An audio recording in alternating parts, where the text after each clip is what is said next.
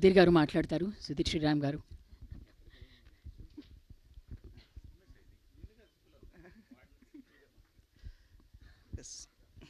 Good evening all. So చాలా హ్యాపీగా ఉందండి మళ్ళీ ఇంకొకసారి మిమ్మల్ని అందరినీ ఇలా కలిసినందుకు. యాక్చువల్గా అది ఓటీటీకి సినిమా వెళ్తుంది అనుకున్నప్పుడు ఒక మిరాకిల్ లాగా అనిల్ రావిపూడి గారు చూడటం, సో అది లేదు ఇది ఖచ్చితంగా థియేటర్లో వేస్తేనే బాగుంటుందని చెప్పి ఆయన చెప్పడం. సో దాని తర్వాత అది చెప్పగానే సాయి గారు, నితిన్ గారు ఒప్పుకోవటం, శివాజీ గారు ఒప్పుకోవటం, సో ఫైనల్గా బన్నీవాస్ గారు, వంశీనందిపాటి గారు ఇద్దరు ముందుకొచ్చి దీన్ని థియేటర్లో ఇచ్చడం, అంటే అన్నీ ఒకసారిగా ఒక మిరాకిల్ లాగా ఒక కమన్ కోలాగా అయిపోతున్నాయి.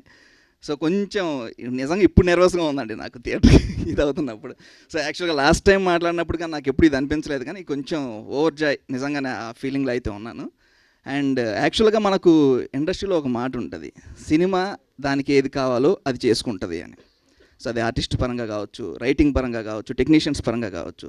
సో అలా ఈ సినిమా థియేటర్స్ కావాలి అనుకుందేమో, అలా మంచి కంటెంట్ ఎత్తుకుంటూ థియేటర్సే వచ్చాయి.